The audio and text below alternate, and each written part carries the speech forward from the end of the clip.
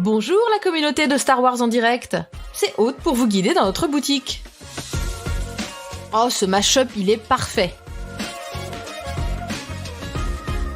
Celui-là, c'est un incontournable. This is the way. Il est tout nouveau, tout chaud. Tu vas avoir la classe avec ça. Tous les vêtements sont disponibles dans différentes grandeurs, couleurs et modèles pour hommes, femmes et enfants. Visitez notre boutique et merci de votre soutien.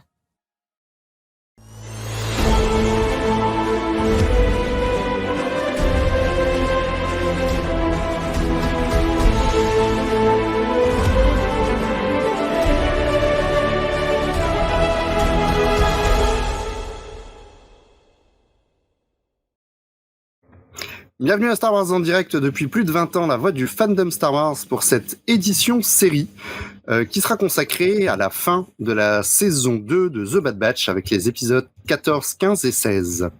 Donc ici Loïc, pour m'accompagner, je suis avec Sylvain. Salut Sylvain.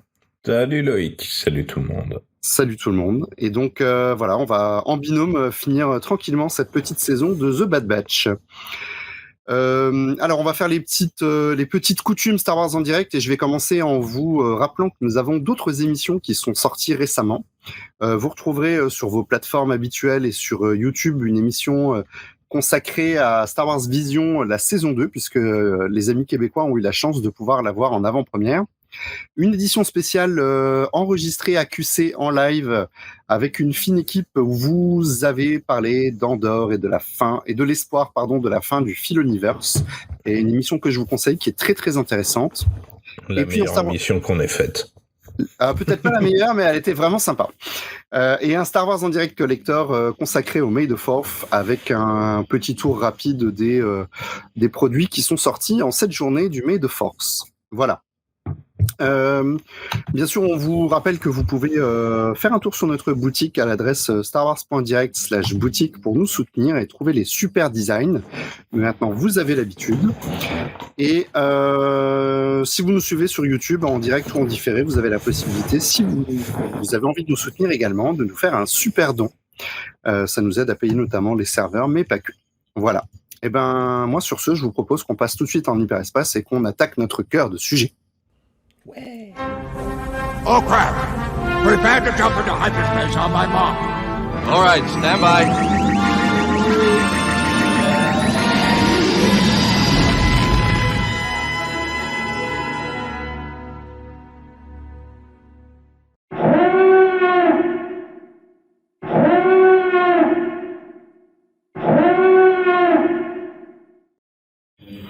Et voilà le petit avertissement sonore qui vous indique que nous allons être en full spoiler. Alors comme d'habitude, j'ai envie de dire, mais en tout cas, je préfère prévenir pour les personnes qui ne le sauraient pas et qui nous écouteraient peut-être pour la première fois, qui nous auraient découvert à QC, pourquoi pas, ou ailleurs, ou en livrant du Uber à quelqu'un de chez Star Wars en direct, pourquoi pas. Ouais, gros bisous à Amara qui m'a reconnu hier en me livrant mon repas. C'est ça. Ça, c'est quand même incroyable. Si je m'y attendais à celle-là. Tu m'étonnes. Déjà, tous les gens qui m'ont reconnu à QC, simplement par ma voix. Oui. Je suis assez étonné. Mais alors là, le livreur Uber, au fin fond du 93, il dit, mais vous seriez pas Sylvain de Star Wars en direct? Alors là, fallait le faire. C'est clair. Donc, gros bisous à Amara, puisqu'il nous écoutera. Et moi, j'en profite pour faire un coucou à un membre dont je n'ai malheureusement pas le prénom, mais que j'avais croisé au championnat de France de sabre laser à Metz au début d'année, et qui m'a reconnu également, et qui savait que j'étais membre de Star Wars en direct, malgré que j'avais aucun signe distinctif, et avec qui j'ai discuté le bout de gras. J'espère qu'il écoutera cette émission. Je te fais un coucou. Voilà. Ça, c'était pour les petites dédicaces. Donc, on va faire un petit résumé. Alors, on avait dit qu'on ferait plus de résumé, c'est vrai, mais là, on va faire 3 épisodes d'un coup. 3 épisodes qui se suivent, 3 épisodes qui sont vraiment liés pour former un tout. Et surtout, on a dans nos auditeurs aussi des gens qui vont écouter cette émission pour ne pas en fait regarder la série parce que la série ne leur convient pas forcément plus que ça, mais qu'ils ont envie quand même de savoir ce qui s'y est passé. Donc le petit résumé leur est destiné. Épisode numéro 14, où on va retrouver en fait Crosshair, toujours détenu sur le mont Tantis, qui va réussir à en fait alors c'est pas s'échapper, mais à ne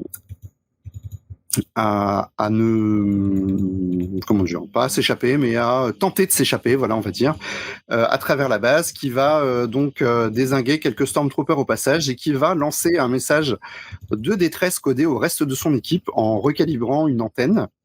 Message qui sera donc décrypté par notre ami Rex, si je dis pas de bêtises, puisqu'ils sont eux avec une autre escouade de clones en pleine recherche en fait des clones qui ont été capturés par l'Empire. Ils sont un peu les Robins des Bois, les Zorro de l'ancienne armée de la République, puisqu'ils cherchent à récupérer leurs frères injustement emprisonnés.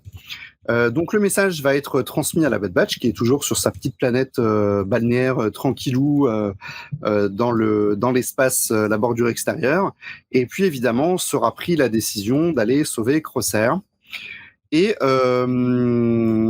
donc pour ce faire, ils vont se rendre dans un premier temps, puisqu'ils n'ont pas la localisation de la base où se trouve Crosshair. Ils vont se rendre, ils vont en fait détecter que le docteur Hemlock, donc le scientifique en chef de la base du Mont Tantis, ils ont réussi à trouver des informations sur lui et ils savent qu'il est attendu pour une réunion au sommet avec le Moff Tarkin, puisqu'il n'est pas encore grand Moff, sur Eriadu, donc la fameuse planète bien connue maintenant de l'univers Star Wars, la planète d'origine du Moff Tarkin. Donc ils vont se rendre là-bas en mission d'infiltration dans l'épisode 15, pour tenter d'obtenir les coordonnées de la base qui va leur permettre de libérer leur ex-compagnon. Pendant cette infiltration, les choses évidemment vont tourner un peu court. Déjà, ils vont faire une rencontre. Ils vont rencontrer en fait un autre infiltré dans cette base, Saw Gerrera, qui est là pour tout simplement dézinguer le maximum d'impériaux et faire sauter les installations qui sont donc installées dans une montagne. Peut-être est-ce le pic de la Charogne, puisque le pic de la Charogne est le nom du vaisseau de Tarkin, et on peut imaginer qu'il s'agit du nom de la montagne où est installée cette base. On n'a pas d'infos, mais c'est une supputation. Et puis donc ils vont devoir s'échapper de la base, et lors de leur fuite, ils vont prendre un train et ils vont se retrouver en fait coincés par l'explosion de la base qui va couper l'électricité. La Bad Batch se fait attaquer par des V-Wings, se fait attaquer par d'autres escouades de Stormtroopers, et ils vont devoir réussir à remettre l'électricité, remettre le courant pour pouvoir finir leur fuite. Et nous allons perdre l'un des membres de la Bad Batch qui va se sacrifier pour permettre au reste de l'équipe de s'enfuir. Et ce membre, en fait, ce n'est autre que Tech, qui va mourir dans une chute d'une bonne centaine de mètres, on ne sait pas exactement, mais ouais, d'un kilomètre, ouais. Ouais, voilà. En tout cas, on voit pas le sol.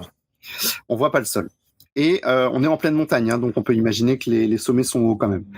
Et donc la Bad Batch réussit donc à s'échapper finalement dans des conditions difficiles, puisqu'ils sont blessés.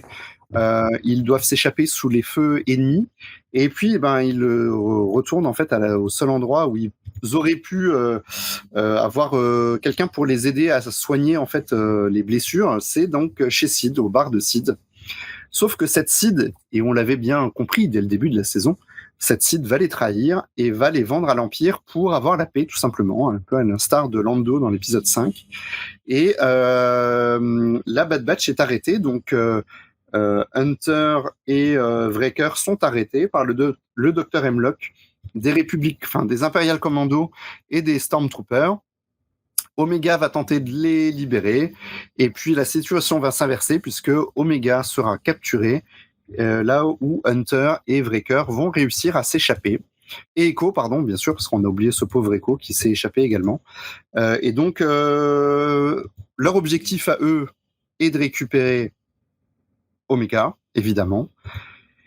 Et Omega, elle est conduite évidemment sur le Mont Tantis, où elle est attendue pour être un peu une sorte de cadeau pour Nalacé. Nalacé qui est très attaché à Omega, et le docteur Hemlock espère que avoir Omega à côté d'elle va activer en fait la possibilité de résoudre en fait la problématique de l'empereur et son travail de clonage, puisqu'ils sont là pour ça. Donc tout se met en place un petit peu. Nalacé informe tout le monde informe le docteur Hemlock que le projet de l'empereur est absolument impossible. Omega est emmené dans des quartiers où on voit des cylindres avec probablement des clones qui sont en stase, avec d'autres clones qui sont sur des tables médicales, dont Crosshair. Et arrive le docteur Emery qui révèle enfin, quelle est la sœur d'Omega. Exactement, je suis ta sœur. Voilà, ça c'était pour la révélation et l'épisode se coupe là. Donc on reste sur une sorte de cliffhanger de fin de saison, avec d'un côté une Omega qui va être complètement bouleversée par la révélation dont on ne sait pas exactement à quoi quel est le but. Voilà. Et pourquoi alors qu'on croyait que c'était la seule clone féminine de Jango Fett et une équipe de Bad Batch quand même largement diminuée qui va essayer de retrouver sa trace et de la libérer. Donc ça promet pour cette saison 3. Voilà donc pour le résumé, tout simplement. Donc mon cher Sylvain, si tu veux attaquer, donc ce que je te propose, c'est qu'on fasse un peu les arcs de personnages. Donc on va parler de la Bad Batch, on va parler d'Omega, on va parler de Crosshair et on va parler en fait des impériaux d'une manière générale. Et on va vous donner nos avis. Voilà. Donc, si tu veux attaquer, tu peux choisir l'angle d'attaque que tu souhaites. Eh ben, on attaque par Crosshair. Eh ben, on attaque par Crosshair. Ce pauvre Crosshair, mais ce pauvre Crosshair, parce que c'est un bon soldat, mais il finit quand même en prison et attaché à une table d'opération pour servir de cobaye. Est-ce que c'est un bon soldat déjà ? Parce qu'il obéit aux ordres, mais il a quand même trahi un peu ses coéquipiers.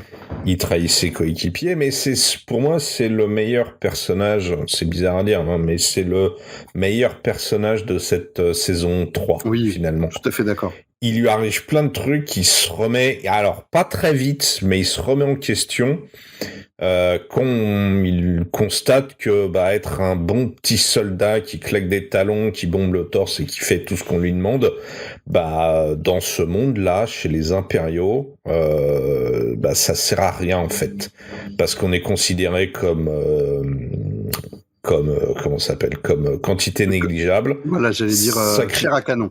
C'est ça, de la chair à canon, malgré le fait que ce qui soit le top du top, au-delà de toute espérance et autres. Et il arrive, tout au long de cette saison, finalement, il s'en prend plein la tête.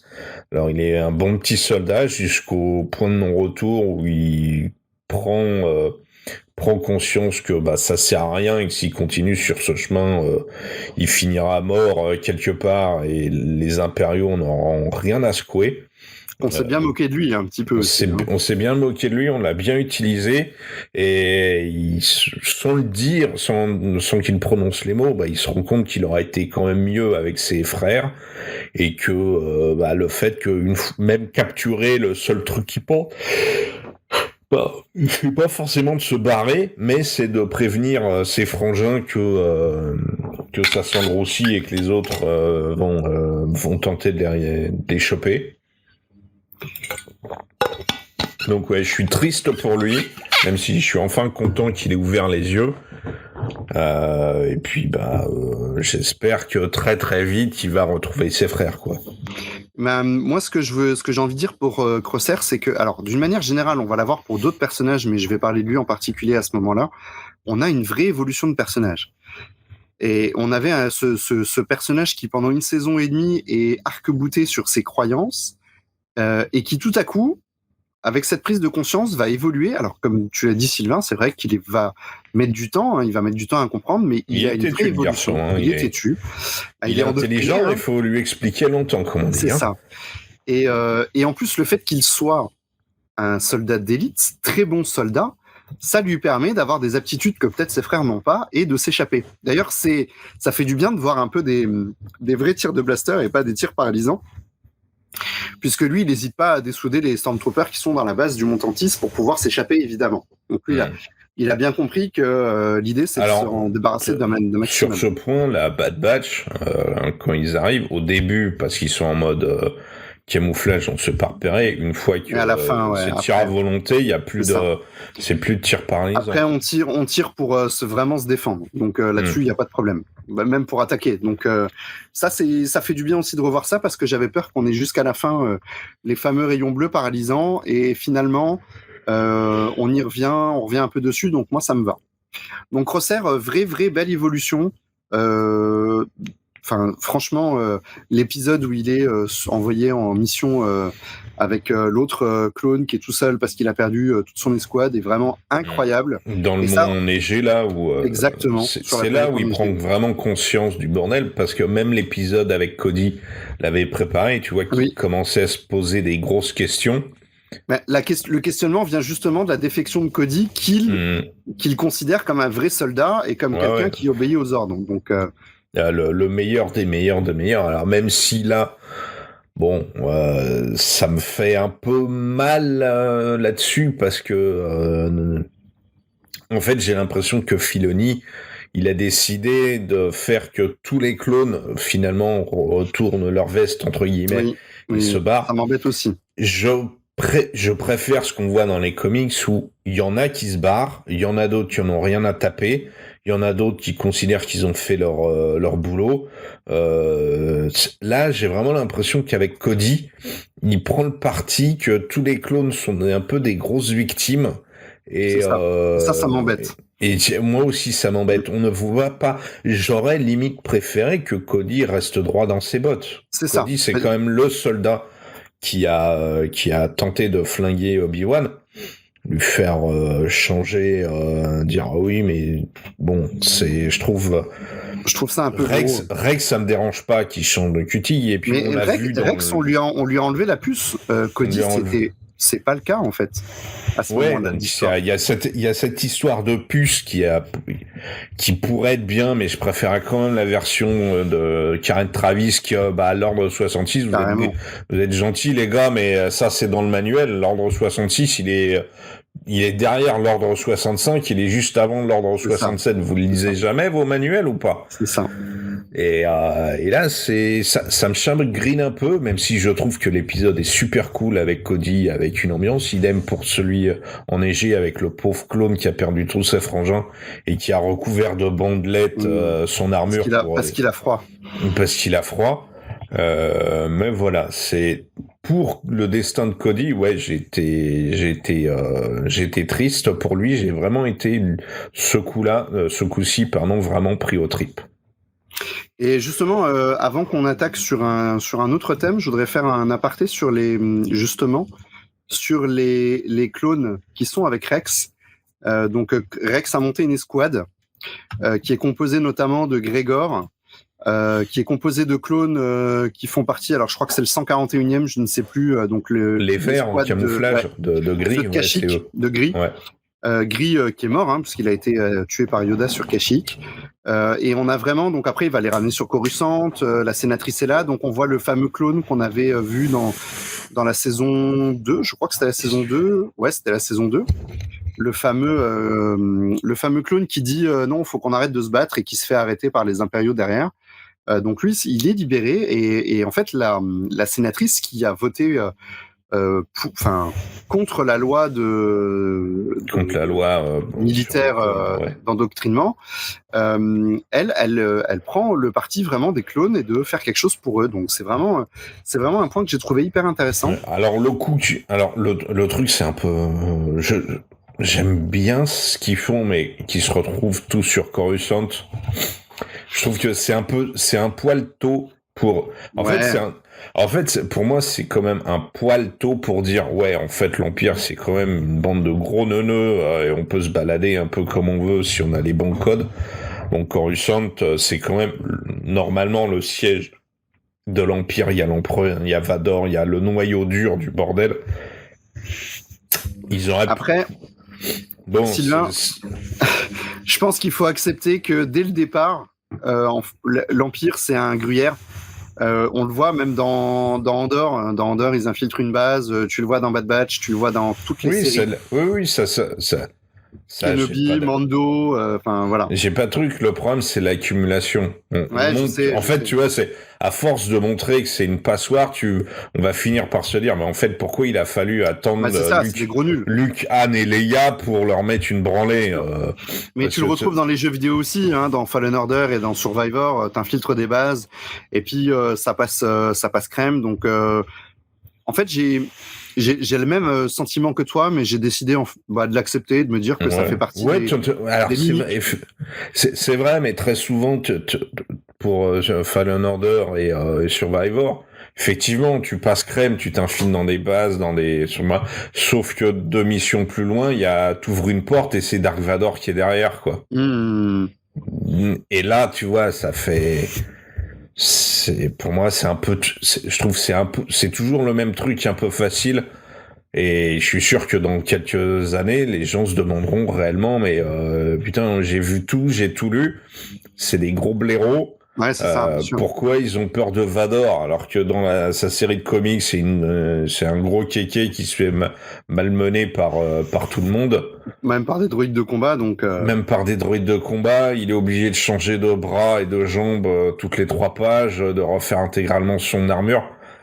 Si on pouvait pour une fois montrer que en fait tu vas pas en tout cas au début tu vas pas sur Coruscant comme ça, même si t'as des vieux codes ou t'as la non c'est mais je suis totalement d'accord avec toi, je suis totalement d'accord avec toi, mais j'ai décidé de l'accepter, comme ça j'arrêterai de râler.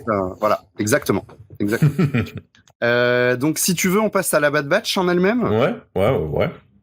Donc là la Bad Batch moi je l'ai la Bad Batch, on en a beaucoup parlé, on a dit que c'était des personnages très stéréotypés, un peu concons, balourds, et je les ai trouvés vraiment dans leur rôle. C'est-à-dire qu'on a des personnages, c'est un commando, donc ils préparent leur mission, d'accord ? Ils prennent des renseignements, ils obtiennent des renseignements, donc le fait que cette base, elle soit cachée sur une planète, la planète de Tarkin, donc ils décident de monter un commando, de monter une équipe, donc ils vont atterrir sur la planète, ils vont réussir à trouver, alors évidemment, comme c'est des anciens républiques, il y a des bases, elles sont un peu communes, donc les façons de faire et les protocoles sont un peu les mêmes, donc ils arrivent à trouver une entrée pour rentrer, etc. Moi, j'ai pas de problème avec ça.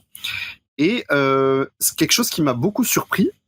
Bon, déjà, c'est qu'ils sont en échec. Et ça fait du bien aussi. On les a pas beaucoup vus se planter, un petit peu, mais pas à ce point-là.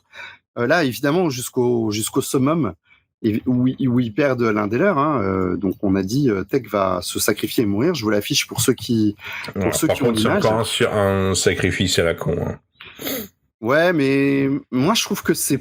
Non, moi, je range ça encore dans les sacrifices à la con, où je m'accroche à un truc, c'est du oulala, si tu viens me rechercher, tout se détache. C'est ça. C'est le film Cliffhanger avec moins de Stallone et plus de trains téléphériques. Le mec est super méga. Moi, ça me dérange pas là. En plus, c'est pas le plus fort. Je veux dire, tu vois, il est pas. C'est le commando qui est intelligent. C'est pas celui qui. Justement, il est intelligent, donc tu trouves des solutions. La gravité, tu connais, la force, les forces, la pression, la résistance des matériaux, tu connais. Et il a trouvé la solution, justement. Oui, de se décrocher, parce que sinon tout le monde.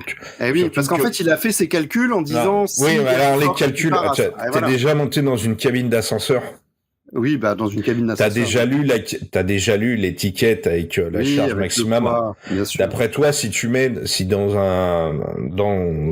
un ascenseur où ça te dit pas plus de 12 personnes, il se passe quoi si t'en mets 13? Oh, je pense que il se passe rien. Il se passe rien. Clairement, il y a une marge. Tu sais pourquoi? C'est pas que c'est une marge. Tu sais pourquoi il se passe rien? Parce qu'en fait, ça te dit de 13, mais tu peux en mettre 26 à l'intérieur. D'accord. Ouais, c'est carrément une belle marge. C'est une belle marge. C'est juste la marge de chez McDo, là. C'est la marge de chez McDo. C'est même pas de la résistance des matériaux du câble. C'est simplement la force, enfin la force que va rythme que va pouvoir soulever le moteur. Oui, C'est juste ça. C'est pas du câblage, c'est juste que si c'est pas le câble, c'est pas la résistance des câbles. c'est pas le câble, c'est pas le sol de la cabine d'ascenseur. Là, c'est pareil. À un moment, faut arrêter. Le câble il va rompre ou la cabine va rompre. Bah, Attention. Il y a pas menace d'effondrement, enfin de détachement, parce que le poids n'est pas bon. La menace, c'est que ils ont été attaqués par des V-Wing. Les V-Wing, pour une fois, ont réussi quand même à toucher quelque chose et ils ont touché en fait les attaches, et c'est les attaches abîmées qui font que le train bascule et que le poids mal réparti peut entraîner toute la cabine vers l'avant. Alors c'est pas le train, c'est la dernière cabine. Oui. Tay qui est accroché à la dernière cabine. Tout à fait. Tu vas pas me dire qu'il n'y a pas tu vas pas me dire en plus, tu vois, c'est des commandos. Ils ont pas un grappin, ils en ont plusieurs. Bien sûr. Mais par contre, on le voit, Sylvain, c'est que la première cabine, elle, est complètement détachée parce qu'elle a été abîmée et elle entraîne dans sa chute les griffes qui commencent à riper et à se détacher du câble. Donc la deuxième cabine se détache également.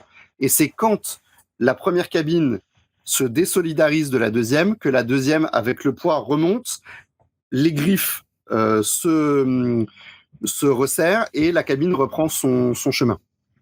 Donc moi j'ai pas trouvé vraiment que ça posait problème. Après on peut en discuter, mais voilà. Mais la partie la plus intéressante finalement de la Bad Batch, c'est la fin. C'est qu'ils ont c'est un peu le Infinity War, je trouve, de The Bad Batch, puisque donc ils ont perdu l'un des leurs. Ils sont en déroute. On n'a pas vu le corps. On n'a pas vu le corps, mais vu le corps. Ils n'ont pas d'alliés. Ils n'ont plus d'alliés. Ils n'ont plus d'alliés. Ils se font trahir, même, je dirais, et ils vont se faire. Donc là, ils sont blessés. On voit quand même Wrecker, il a une grosse nerve. Wrecker, il a des bandages. Alors c'est rigolo, les bandages par au-dessus par-dessus l'armure. Maison et pas l'armure. Ouais, c'est classique dessin animé. Mais surtout, ils vont se faire arrêter en fait par une belle escouade d'Imperial Commando qui vont venir avec Scorch notamment d'ailleurs, qui est présent également. Alors, j'ai pas compris pourquoi c'est Scorch. On sait pas. Pourquoi il est tout seul? Ils sont devenus où les trois autres qui sont? On sait pas. D'ailleurs, on sait pas s'il s'appelle Scorch dans cette nouvelle univers. Alors je crois que si. Est-ce qu'il a une Black Series Mais non, de toute façon, les Black Series des Républiques elles existent au niveau Legend. Donc, okay. Mais je crois, j'ai vu filtrer quelque part, je crois que même le site officiel dit que c'est Scorch. Donc, ouais. Ah bon, si le site, c'est bon. Ouais. De toute façon, ils disent République Commando sur la figurine. Effectivement, il n'y a pas de mention que c'est affilié particulièrement à Bad Batch. Bref, Scorch est là. Et c'est lui qui lead, même si on le voit pas, on le voit juste emmener Omega en fait. Et c'est lui qui lead les Imperial Commando. Et là, on est vraiment, c'est vraiment l'Empire contre-attaque quoi. Les gentils ont perdu, ils sont en déroute, ils se font capturer. La situation est vraiment sous tension. Omega, elle est seule contre tous. Et puis la situation s'inverse. Et enfin, moi, j'ai trouvé que ce final avec la Bad Batch était absolument incroyable. On a d'ailleurs un nouveau marcheur. Je vous l'affiche à l'écran pour ceux qui nous regardent sur YouTube. Un nouveau marcheur qui a un mix entre un ATDP, donc celui qu'on voit dans Rebels, un mix entre l'ATST. Et c'est issu, si je ne m'abuse, d'un concept de Ralph McQuarrie également, avec cette cabine hexagonale qui est très très moche. Alors encore, mais ça faisait longtemps quand même. Hein, ça fait longtemps qu'on n'avait pas trop eu ce genre de choses. Donc là, je suis pas embêté. Et puis, les méchants qui vont gagner, hein, puisque c'est eux qui vont ramener Omega. Donc moi, je suis vachement content. Là, pareil, on a un dialogue qui est intéressant quand la Bad Batch est ils sont revenus chez Sid et que Omega se réveille. Ils expliquent à Omega que, en fait, c'est peut-être le moment de prendre entre guillemets la retraite, c'est-à-dire de disparaître, d'aller trouver un coin, pourquoi pas la planète où ils étaient, et de se faire tout petit parce que leurs beaux idéaux sont morts avec Take. C'est ça. Et là aussi, on a une évolution de personnage. Je trouve que c'est assez rare dans les séries animées pour être souligné. C'est peut-être pas autant que ça aurait pu, évidemment. Hein. On peut ne pas s'en satisfaire. Moi, je trouve que c'était bien amené. On sait évidemment que ils vont pas prendre leur retraite tout de suite, puisque le but c'est d'aller chercher Omega. Mais quelque part, il y a une idée qui reste dans un coin de la tête, qu'à la fin de la saison 3, peut-être, s'il meurt pas, il pourrait aller... 4. Saison 4. Bah non, on est à la saison 2, là. Ils ont dit qu'il y avait 3 saisons et que c'était la dernière. Oh là, C'est la pardon, deuxième. non, c'est Oh, rien. bah, C'est moi qui suis bourré et qui suis fatigué. Voilà. Donc voilà, moi j'ai trouvé que c'était une belle évolution de personnage là aussi. Alors pas pour Omega, parce qu'Omega elle évolue pas. Non, c'est ça, c'est ce qui est assez triste là-dedans, c'est qu'effectivement ils s'en prennent plein la tête. Ouais, vraiment. Ils perdent l'un de leurs frères. Ils sont passés à ça tous de se faire De mourir. Et attraper. et de se faire embarquer. Ah, complètement. Et ils ont le moral dans les chaussettes et la seule réaction d'Omega, c'est même pas une réaction d'enfant, parce que t'as des enfants quand ils sont confrontés au deuil, au malheur, ils savent ce que c'est, ils savent bien réagir. Là, c'est la réaction d'une petite conne, en mode non, il faut pas, il faut y retourner, il faut non, vous pouvez pas arrêter, en mode il faut se battre, machin. À ce moment-là, j'avais qu'une envie de lui foutre des claques à Omega. Littéralement, c'est vrai que c'est pas spécialement un personnage que j'apprécie. Non, ça on a remarqué. Vous le savez. Mais là, c'est vraiment la première fois où j'avais envie de lui foutre 2 claques. Ta gueule dans ta chambre ou de l'acheter contre un mur pour lui faire... c'est pas le moment de venir faire chier. C'est pas le moment de faire ta petite chieuse et de gueuler comme ça. Alors, moi je vais apporter un petit bémol. Ils ont passé en fait la saison à développer la relation d'Omega avec Tech et ce côté grand frère, et le fait que lui meure à ce moment-là, on a vraiment le côté, elle va être complètement dévastée, puisque alors elle a déjà perdu entre guillemets Echo, même s'il est revenu pour ses épisodes finaux, mais il était parti donc en la laissant. Et puis là, à nouveau, elle perd celui qui était dont elle était le plus proche. Donc quelque part, je me dis que ça peut le faire. Ça me semble pas illogique, vraiment pas illogique. Alors, je comprends tes arguments, j'entends ce que tu dis, mais c'est ça. Non, j'y crois. Sa réaction, pour moi, elle est pas humaine. En fait, j'arrive pas à croire à sa réaction. Ouais, je comprends ce que tu veux dire. Elle est. Non, j'ai pas d'autre explication que j'arrive pas à croire à sa réaction. C'est encore une gamine. Je veux bien j'ai l'impression de voir la caricature de ce qu'un adulte pense qu'un gamin qui est confronté au deuil, au malheur fait, c'est-à-dire refuser tout, courir partout, dire ah non c'est pas possible, et puis j'y crois pas en fait, j'y crois pas en ce personnage. Ouais, après, c'est pas le personnage qui m'a le plus... je me suis pas concentré sur elle dans ces épisodes. Moi, je l'ai trouvée égale à elle-même. Effectivement, elle peut être agaçante, mais pas plus que d'habitude, finalement. Ouais, mais tu vois, on parlait justement de l'évolution de Crosshair, de l'évolution de la Bad Batch. J'ai l'impression qu'Omega, elle n'évolue pas. Ah non, elle a pas évolué, elle. Mais justement, peut-être que son évolution, elle sera pour la saison 3, hein. Mais le problème, c'est que pour moi, là, c'est illogique. Tout le monde évolue, toi, moi, et on n'évolue pas. Toi, t'évolues d'abord, et puis moi après. Oui. On évolue. Elle a vécu des choses. En plus, comme à chaque fois, c'est une équipe des forces spéciales qui ramène sur le terrain en pleine mission une gamine de 5 ans qui voit des trucs, qui fait des trucs complètement dingues. Alors, si elle évolue pas à vitesse grand V, je vois pas ce qu'il faut lui faire à la gamine là, pour la faire évoluer. Ouais, non, je vois ce que tu veux dire. Après, voilà. Bon, franchement, je pense que moi, je me concentrerai pas sur elle parce que globalement, j'ai quand même été assez satisfait de la saison dans son ensemble. Et là, ce qu'on a dans ces 3 épisodes me convient totalement. Donc, franchement, c'est pas parfait, oui, mais j'ai envie de le laisser de côté pour le moment, en réalité. Donc voilà. Ça c'est pour Omega. Tu voulais rajouter la Bad Batch. Tu voulais rajouter autre chose sur la Bad Batch? Non. Ok. Ça va aller. On peut passer à qu'est-ce qu'il nous reste? Alors il nous reste les méchants. Omega ou les impériaux. Bah Omega, on vient de la faire avec la Bad Batch. Bah, on va attaquer les méchants. On va attaquer les méchants. Ouais. Attaquons les méchants. Vas-y. Eh ben, ils sont géniaux. Moi, j'aime beaucoup.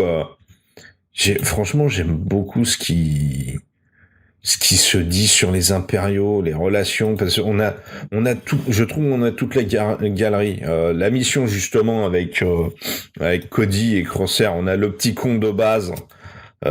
Qui est un peu droit dans ses bottes, qui a le manuel et qui ne connaît rien à rien et surtout pas la réalité du terrain, et qui pourtant est prêt à exécuter les gens au moindre prétexte parce que c'est un manager macroniste 2.0 qui a la vérité. On a des gars comme le docteur qui est effrayant à souhait.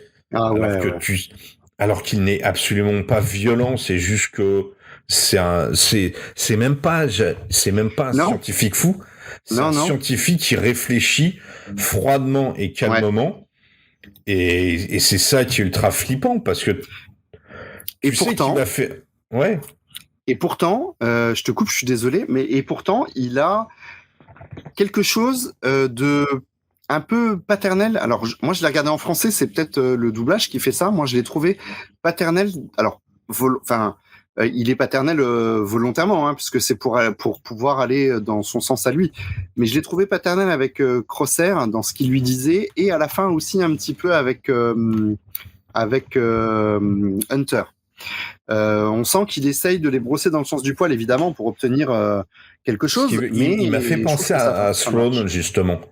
Quelqu'un de très calme, de très posé. Il dit les vérités froides. Et puis, j'ai vraiment l'impression que il pense pas directement j'ai qu'à les buter et puis problème réglé. Il essaye d'avoir la solution pacifique d'abord.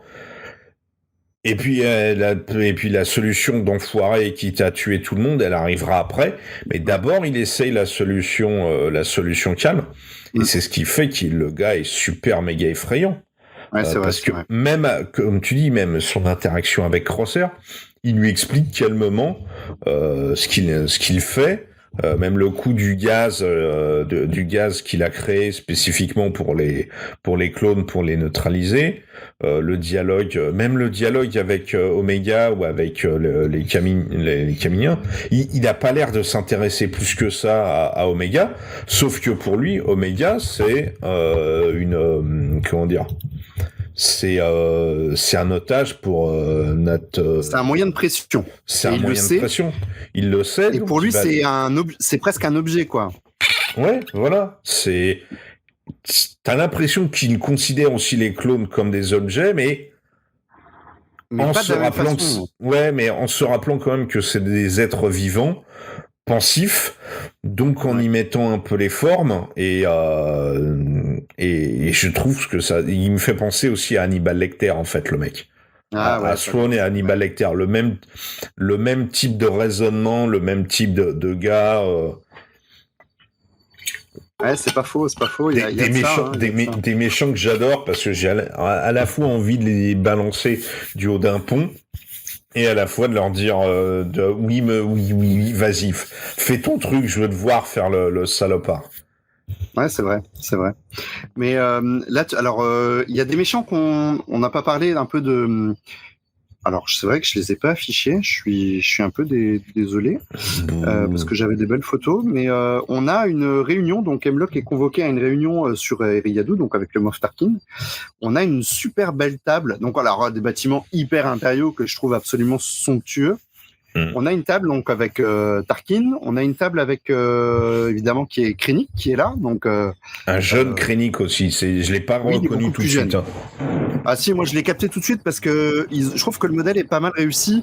Mais effectivement, on est d'accord. En fait, Nom. Je l'ai pas capté tout de suite parce que c'est assez dans la pénombre finalement. Oui, Malgré les grandes baies vitrées, il y a peu de lumière. J'avais capté qu'il avait un costume blanc, mais c'est vraiment qu'en disant Krennic, j'ai dit oh putain, j'ai fait un arrêt sur image et oui, c'est son visage mais en jaune quoi. Et alors les deux autres, donc on a le général Ronadan, c'est un qui est qu'on voit dans Rogue One. Je crois qu'en fait on voit les deux dans Rogue One. Le dernier, je sais pas comment il s'appelle, mais et donc c'est pareil, c'est des petites choses, hein. Mais une réunion comme ça avec des hauts gradés impériaux, moi j'adore. Je trouve que ça rajoute vraiment de la vie. Et puis alors le petit détail que je vais mentionner, c'est cette table. Donc cette table qui est incroyable parce qu'en fait elle est ronde. Et il y a des chaises, et quand on regarde de haut, bah en fait les chaises ça forme le logo impérial. Et c'est vraiment le genre de détail à la con, mais que j'adore. Enfin voilà. Ouais, c'est.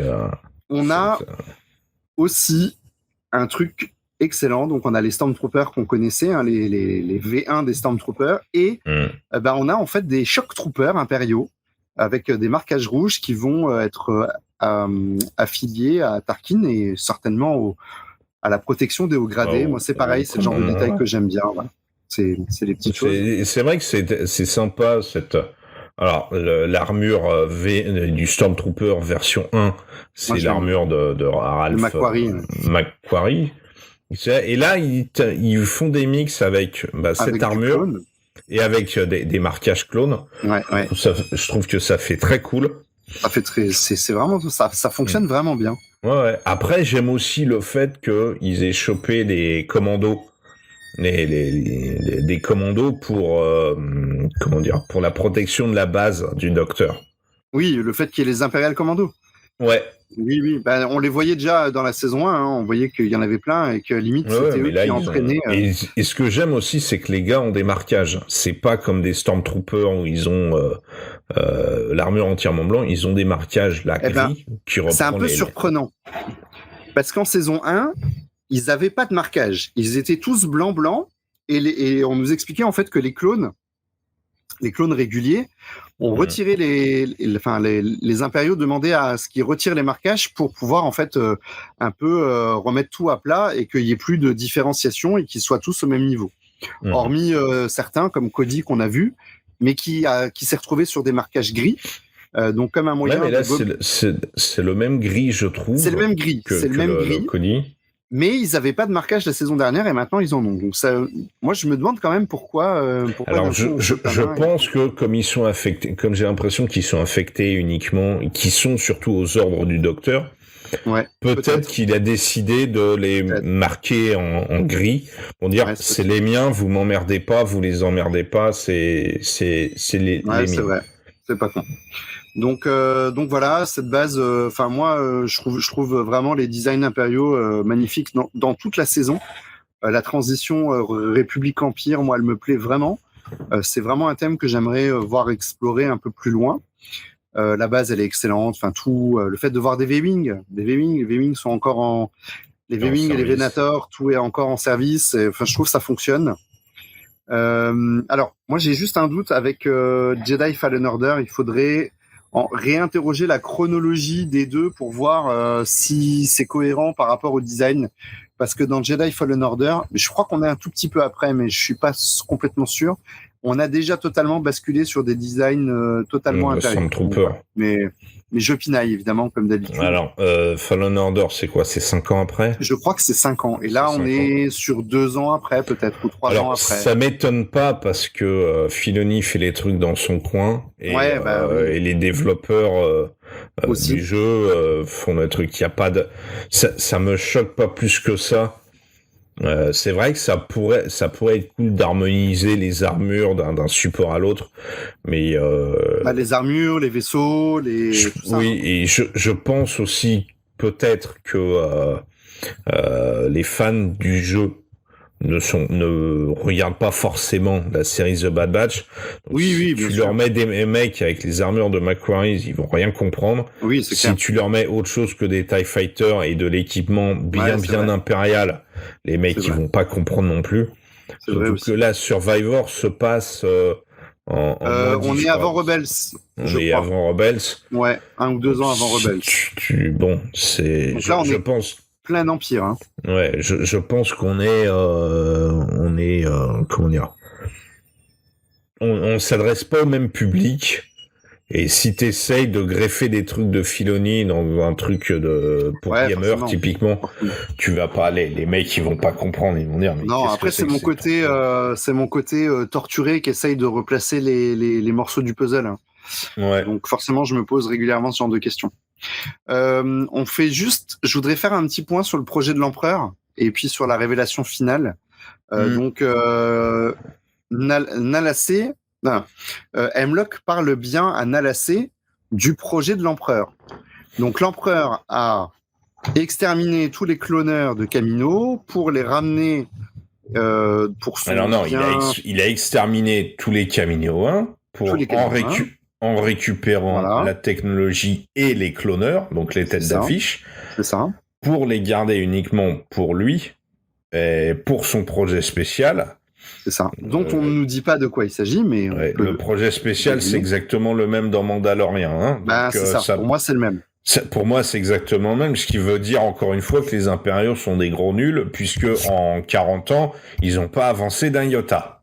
Alors, c'est marrant parce qu'ils n'ont pas avancé. Moi, je me suis dit la même chose, c'est qu'ils ont... En fait, c'est pas qu'ils n'ont pas avancé, c'est qu'ils n'ont pas réussi à combiner les différentes technologies pour réussir à créer un réceptacle qui permette d'activer les pouvoirs de la force ou de recevoir les pouvoirs de la force. Et pourtant, à un moment donné, ça va quand même bien marcher puisque le Palpatine, il a bien un clone sur Exegol dans l'épisode 9. Donc, il y a un moment où la technologie, elle est pas au point, mais où elle va être au point. Ou alors, d'un côté, on te fait croire qu'elle est pas au point, et puis tu auras peut-être un autre contingent qui travaillera dessus et qui, lui, aura réussi à combiner les divers éléments à partir des travaux de l'un ou de l'autre. En tout cas, moi, j'ai trouvé que c'était intéressant. Pareil, le design. Je l'affiche aussi, hein, je l'ai déjà affiché tout à l'heure, mais cette salle... Ouais, l'ambiance est pesante, mais pour moi, les clones qu'on voit dans les cylindres, ça ressemble vraiment à des vrais clones, hein, pas à des clones de Palpatine. Ouais, des clones de clones. Tu sais, sur celui qui est tout à droite, l'implantation des cheveux, c'est typique. Pour moi, c'est typiquement l'ombre des cheveux qu'a dans l'implémentation qu'a Rex, qu'a Cody. C'est ça. Pour moi, pareil aussi. Pour moi aussi. Donc, est-ce que en fait, Crosshair est la clé pour obtenir un clone, le clonage? Est-ce que Omega est la clé pour obtenir un clonage? En fait, je pourrais pas me prononcer parce que j'arrive pas à savoir ce qu'ils veulent. Enfin, si, on sait ce qu'ils veulent, c'est créer un clone de Palpatine, un clone forceux. Peu importe de qui on clone, il faut pouvoir que ce soit un forceux. D'ailleurs, Sylvain, faut pas oublier que ils ont réussi à faire un clone de Palpatine. Oui, il s'appelle Snoke. Non. Ah non, pas du tout. C'est le fils de Palpatine, le père de Rey, mais qui n'est pas forceux. Il n'avait pas la force. Ouais, voilà. Mais ils ont réussi quand même à le cloner. Donc ça veut dire que probablement que les recherches du Montant de 6 vont déboucher sur quelque chose. Vas-y. Effectivement, il y a ça, mais en fait, c'est tellement vague, c'est tellement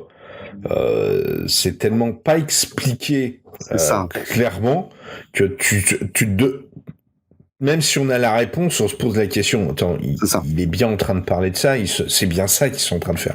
Et exactement. C'est ça qui est un peu débile. Tu sais, ça me fait penser dans le comics Star Wars à Vador qui, après l'Empire contre-attaque, déboule sur Exegol et tombe face à la main coupée dans un bocal de Luke. Oui, bien sûr.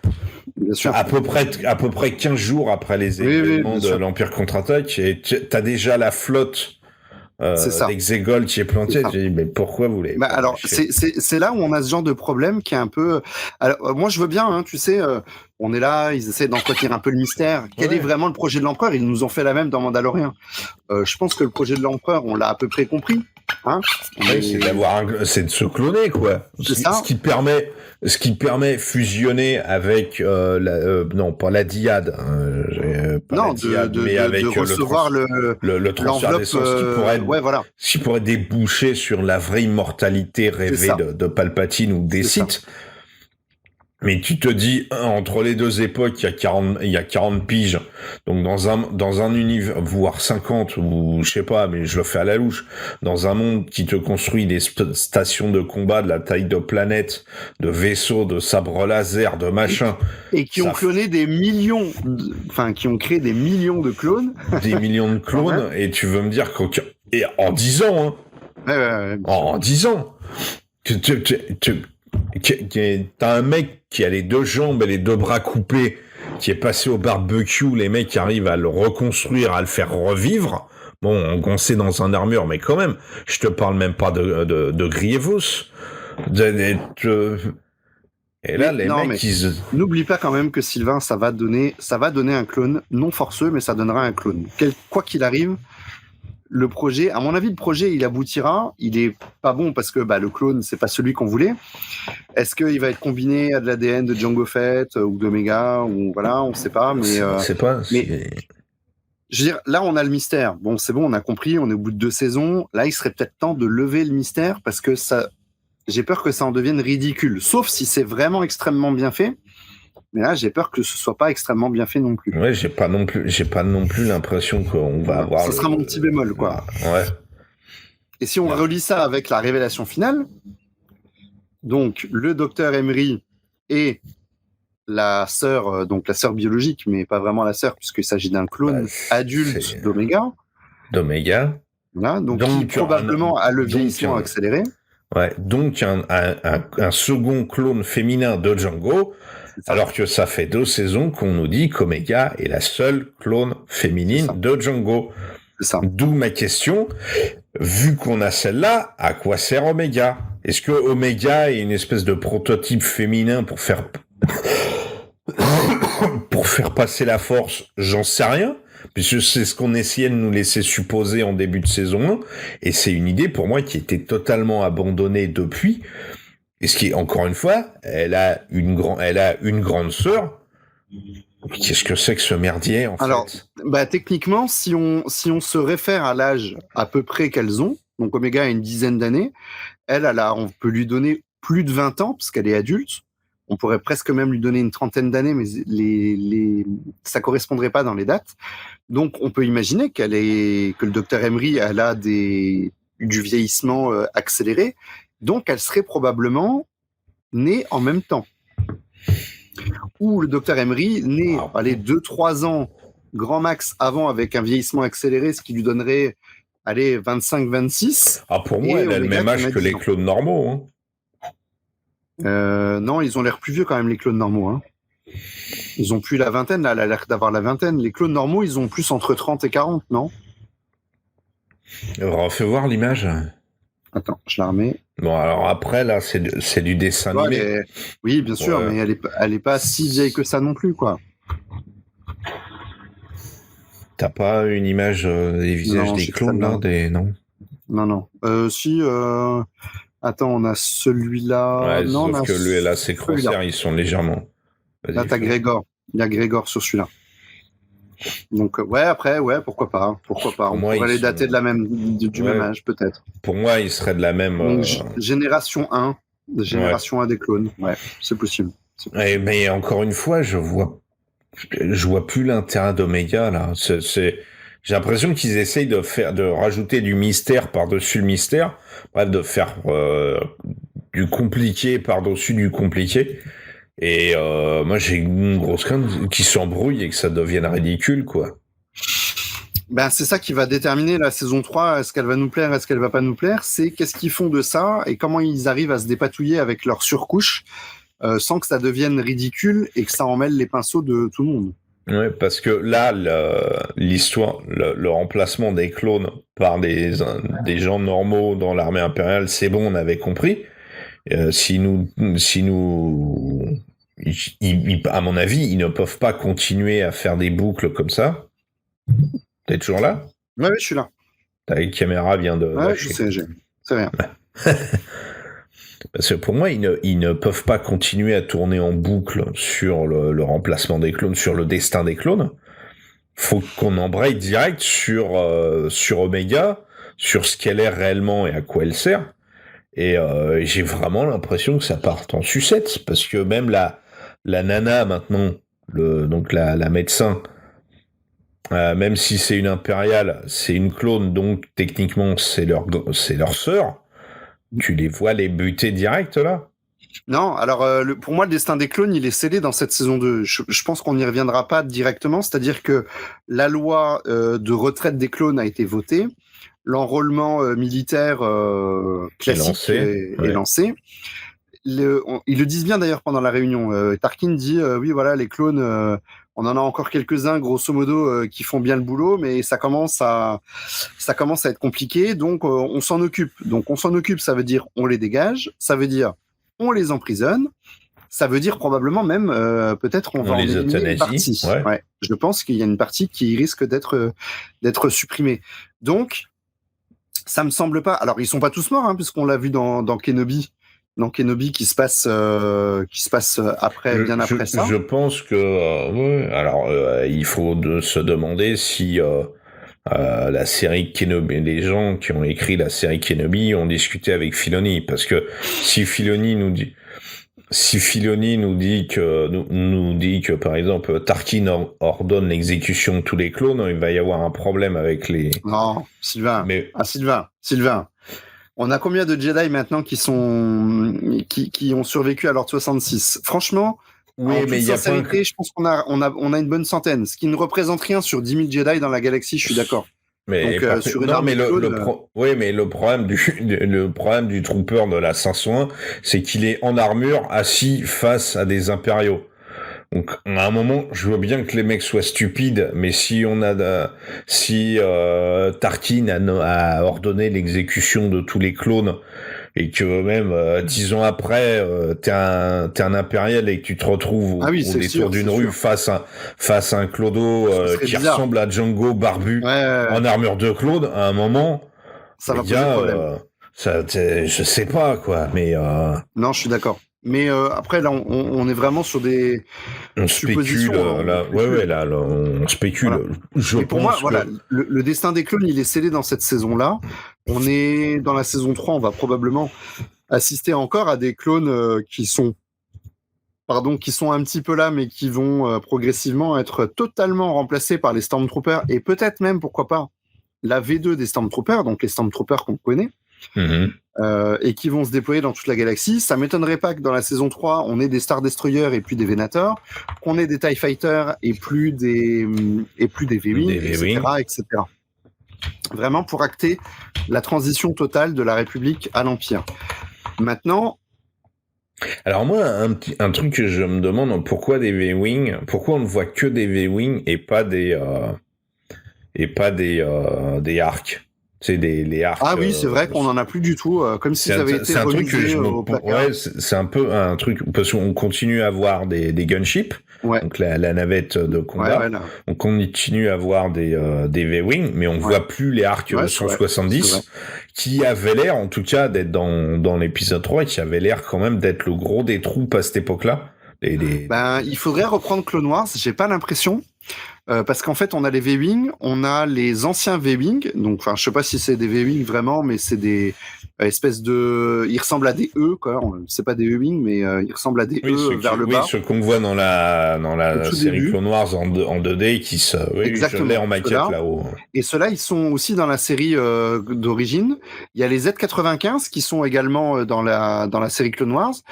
Donc ça fait pas mal de chasseurs, et au final, c'est des chasseurs qu'on voit pas du tout. Parce que ils rentrent dans le même sac que les arcs 170. Et puis il y a aussi l'affaire des merde, je les ai perdus. Attends, les V-Wing, les arcs, les gunships, ils sont là. Bon, je sais plus ce que je voulais dire. C'est pas grave. Les TIE Defender? Non, ils sont tout pourris. Non. Les TIE Defender, c'est pas tout de suite les TIE Defender. On aura peut-être, pourquoi pas, même une transition vers un prototype de chasseur TIE dans un premier temps. Peut-être qu'ils seront pas totalement...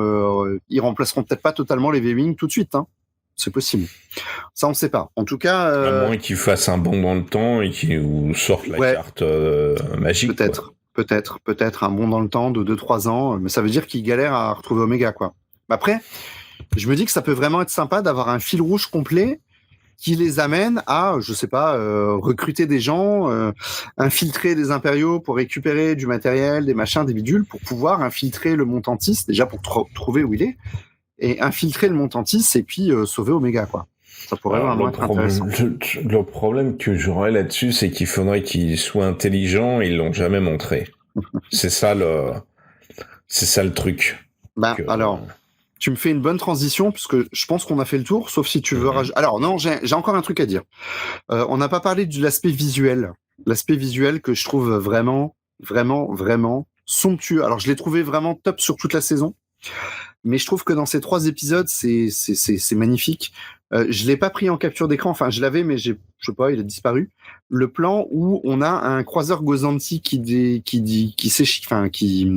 démarre d'une base impériale et qui est en orbite de la planète quand Rex les attaque. Enfin, ce plan-là, mais il pourrait être dans un film sans aucun problème. Tous les plans sur la planète, la base, elle est magnifique. Enfin, vraiment, les Stormtroopers sont magnifiques. Enfin, moi, je trouve cette évolution du modèle Clone Wars 3D qui est vraiment top. Moi, j'aime beaucoup. Je trouve que dans cette saison, c'est encore plus joli. Les effets de lumière sur les derniers épisodes, ils sont vraiment, c'est vraiment quali, quoi. À la fin, quand ils s'échappent dans la ville, sur Ord Mantell, avec les marcheurs et tout, il y a vraiment du jeu d'ombre et des lumières, des néons. C'est vraiment beau. Voilà. Je sais pas ce que t'en as pensé, Sylvain. Effectivement, ça a vraiment une très belle gueule, comme on dit. Je trouve qu'en plus là, ça c'est les jeux de lumière, comme tu dis, les décors, ça s'est amélioré. À la fois amélioré, et puis on participait, voilà, à l'ambiance. Ah oui. Très pesant la lumière sur l'épisode sur Cody.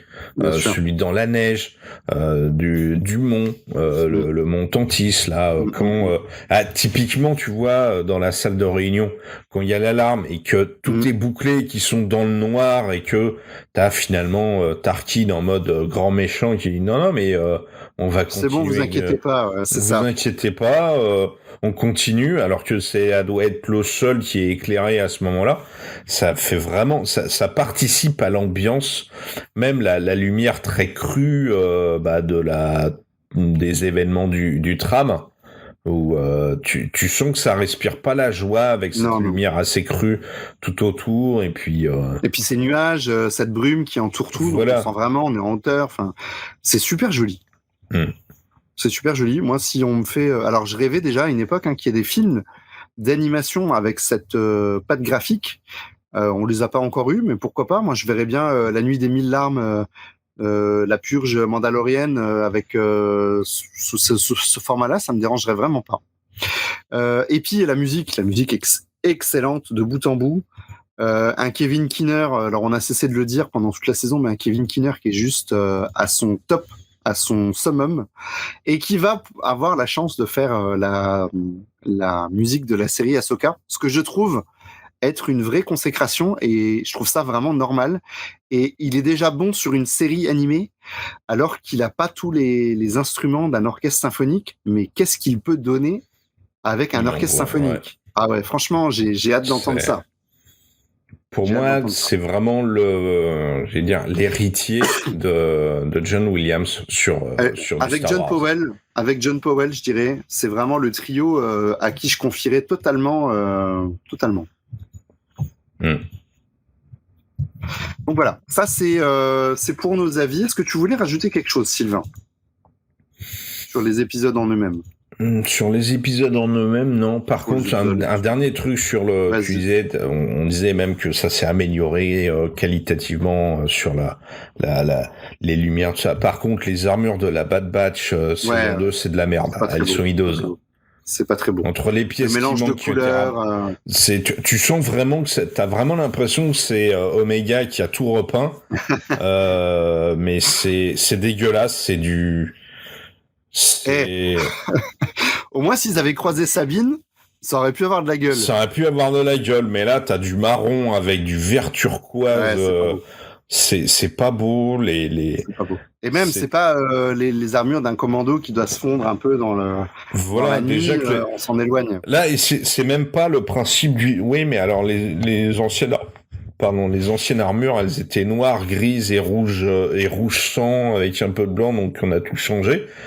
Ouais, mais là, c'est carrément, tu les as repeints, je te dis, Ouais, c'est vrai. tu les as repeints en turquoise, en jaune, en orange, en bleu. Mec, encore une fois, c'est des commandos.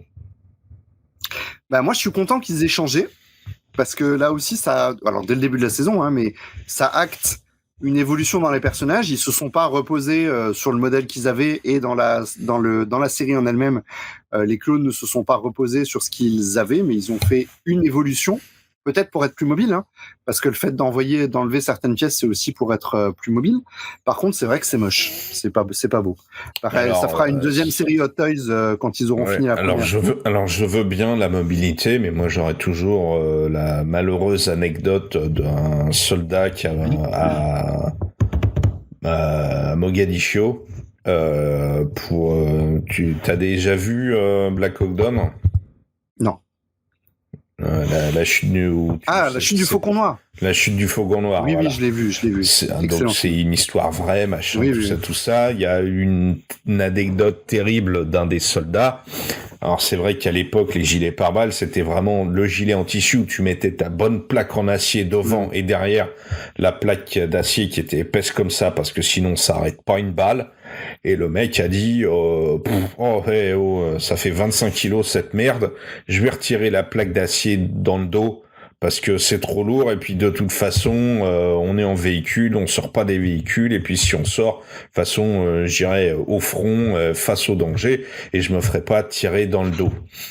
Je te laisse deviner la balle est arrivée quand il a été abattu. Voilà. Ouais, je vois bien.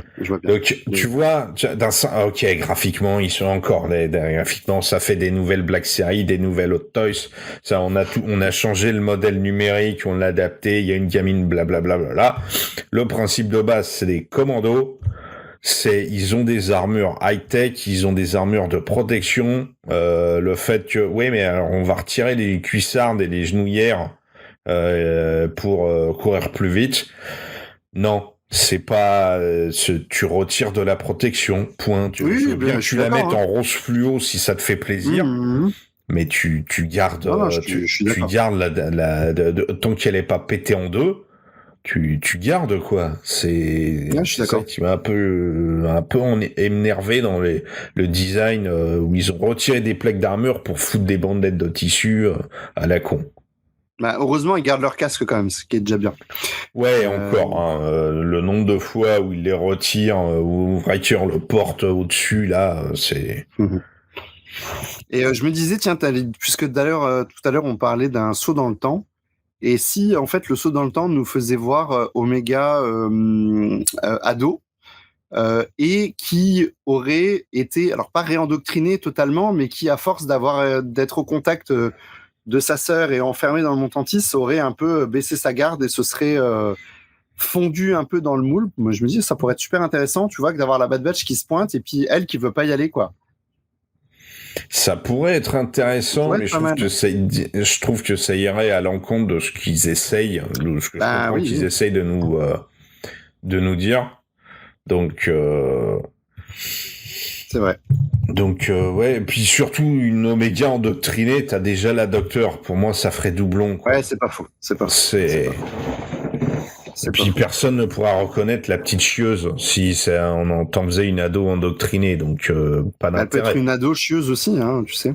Oui, mais là, alors, il y aurait plus aucune raison que la Bad Batch, 1, veuille la sauver, et 2, ne la balance pas dans un broyeur à la première occasion. Donc. Ah oui, je les vois bien faire ça. De la balancer du train pour gagner du poids.